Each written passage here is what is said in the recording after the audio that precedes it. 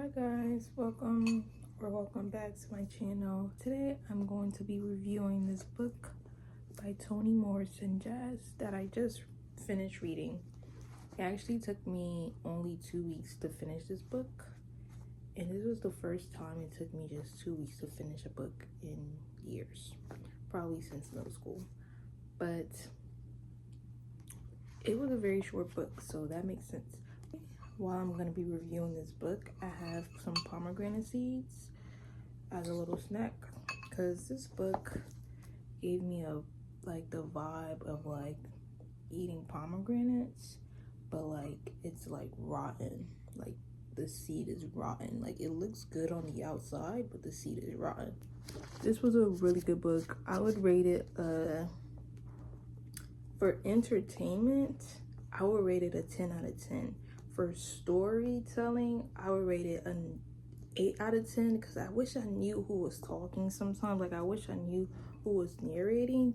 But for like the characters, I would rate it a 6 out of 10, because the characters really, they didn't do it for me.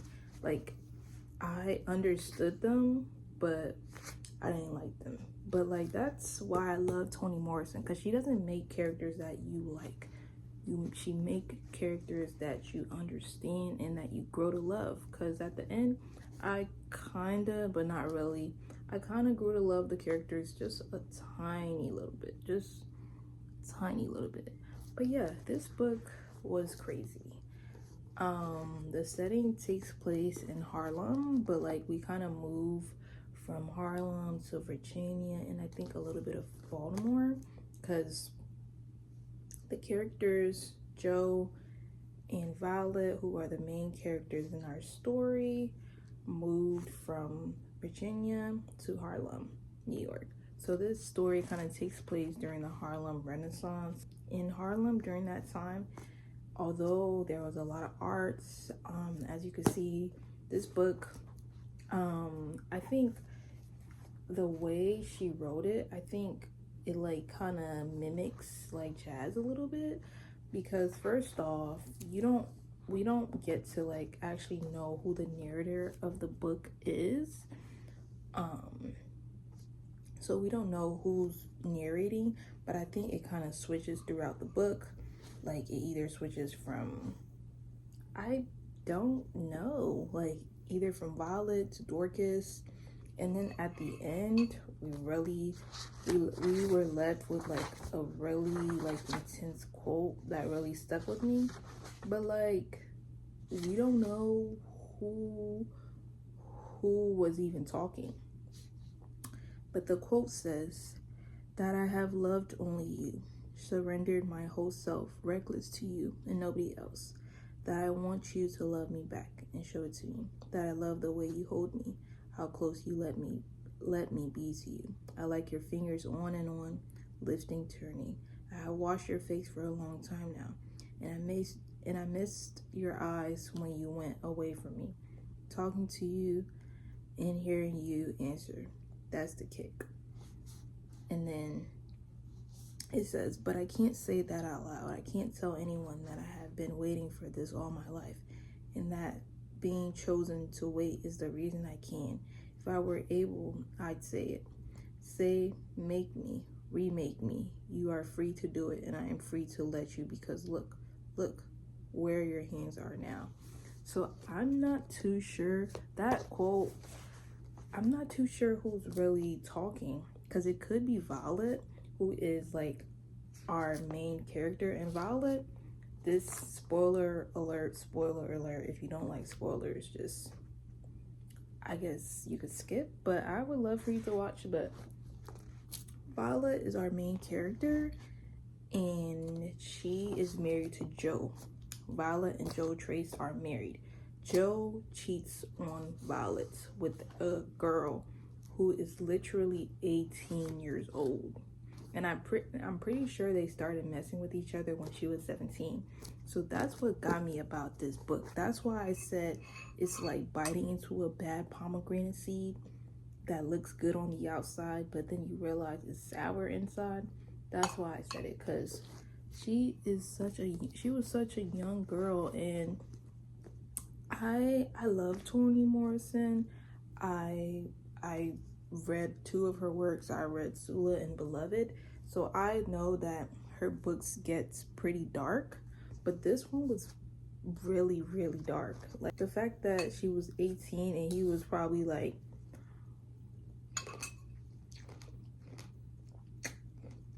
he was probably like 40.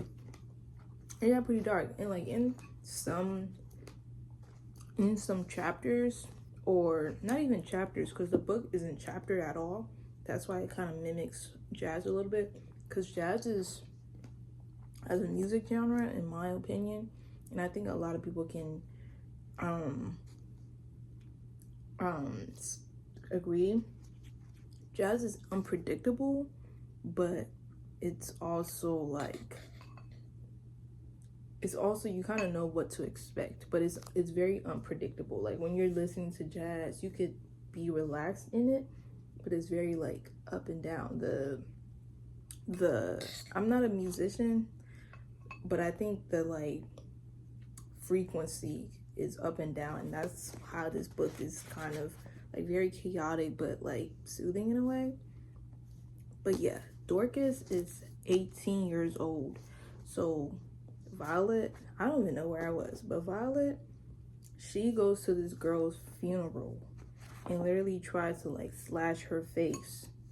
Like, you're crazy. Why are you not trying to slash your husband's face? She is literally crazy. But it makes sense because, you know, Violet and Joe met when they were pretty young and they moved to a new city together. So obviously they, you know, had a strong relationship. They had a strong bond. But like, why are you aiming at an 18-year-old? And bro, Violet, she had something wrong with her, not even in a bad way or like accusatory way, but I think she genuinely just needed someone to love her, because her mom also killed herself when she was a young child, when Violet was like younger. So her mom, you know, killed herself, so she had to like witness that. And you know, in the book she says that, oh, I don't really want to be like my mom, but you know, she kind of you know, you could tell that she's still traumatized from that, because she has like episodes where like she like tried to steal someone's baby. She like sat in the middle of the street. Her husband thought he was kind, but no, he was just a ladies' man, and he was cheating on her with this 18-year-old. Like, dude, you're committing a crime. But yeah, so Violet, but the good part is that she's a hairstylist. You know, she does people hair, so that's kind of like her passion in that. She also has birds, and you know, she released her birds after she did the whole thing, because you know, a bird is in a cage, and then her releasing the bird kind of like signify like the end of like her mental stability, because like right after she like went to the funeral and like tried to slash the girl's face, she came back home, she released her birds. Like, why would you release your birds? But the birds needed to be released, because like, I feel like, why would you, I don't hate people who keep birds, but like, a bird needs to fly. A bird needs to be free flowing. A bird does not need to be stuck in like a cage. So I think her releasing that bird that day when she like went to the girl's funeral was her just kind of like agreeing to the bit of her just being herself. Because after that, like, she didn't really do anything crazy, but she was still herself. She's still like, she even tried to talk to Dorcas, the girl's aunt. Dorcas is the girl who Joe killed and who Violet tried to like slash at the funeral. Her name is Dorcas. I don't know if I said that, but yeah, like, this is so good. Yeah, so I think her releasing the birds out of the cage after after she did that, kind of like signify her just like releasing herself from like acting like she's like normal, or acting like she is who she doesn't say she is. Like, she released the birds, and that was her like, yeah, I am who I think I am. I love my man, and I literally just not killed, but I literally just slashed this girl's face that my man killed. But I am who I am, which she's really messed up for that. She is really messed up for that. But this is why I like Toni Morrison, because with most of her characters, she doesn't just write villains. That's why I love her. She doesn't write pure villains. She writes villains that has a story, you know? Villains that you can understand. Because when I heard that her mom literally killed herself, I was like, yeah, this makes sense. Like, this makes sense. Is it justified? No. Like, she really should not have done that. She is a pick me. She is a pick me, because she literally was not mad at Joe the whole time. She was so in love with him, like, girl. But anyways, Toni Morrison writes complex character. Because why was Violet and Alice, Dorcas's aunt, they were friends. Like, Violet went to her house, to Alice's house, and mind you, Alice was Dorcas like caretaker / like mom, because unfortunately Dorcas's parent passed away in a fire, and this fire happened in a riot. Okay, to give a little bit more context, Dorcas's parents died in the 1917 riots in Illinois. From May to July of that year, white people were burning down buildings. They were lynching black people. They were shooting people. They were just being over racist, and it led to 500 black people being killed. And Dorcas's parents, well, in the story, but like in real life, like 500 black people died. And like in the story, Dorcas's parents were like one of those 500 black people that died. And then after her parents died they died in a fire, because, you know, they were obviously white people were burning down buildings. So after her parents died, she moved from Illinois to New York with her aunt Alice, who she stayed with. So just to give a little bit more context to what was really going on. And this riot led to the silent protests in July of 1917, which happened in New York, where like people just went in the street and silently protested. And then Dorcas moved in with Alice, who is now her caretaker. And Alice is a little bit conservative. Alice doesn't like jazz. She feels like jazz is kind of like the devil's music. But Dorcas, she loves jazz. She is a normal teenager who loves to explore, who loves to just be herself. That's what I got from this book. But tell me why her best friend, Felice, Dorcas's best friend, was low-key a hater the whole time she was alive. Because at the end of the book, Felice went to talk to Joe. Like, how are you gonna talk to my murderer? Like, how are you gonna do that? You're a weirdo. And then she was like, Joe, don't feel bad for Dorcas, because she didn't care for you. She didn't like you. And I was like, girl, you were her friend this whole time. So yeah, I did not like Felice, because she really switched up after. And I felt like I felt like Felice also liked Joe a little bit, but I couldn't really, like, the book never said it, and I couldn't really pinpoint it. But that was the vibe I was kind of getting. Like, Felice was jealous of Dorcas, because Dorcas obviously got a lot of attention from men and stuff. But yeah, back to this quote, because I forgot. But yeah, I don't know who wrote this quote. I don't know who was narrating at the time. I'm gonna assume that, because before the quote it says, I envy them their public love.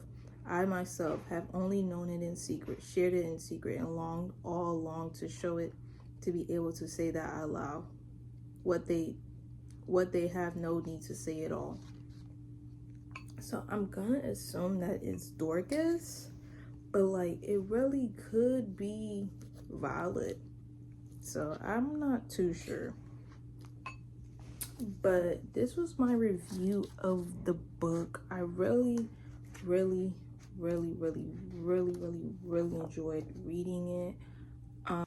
Okay, I'm coming back on here because it's the next day and I kind of rethought some things about the book. I think this book also counts as a murder mystery because, okay,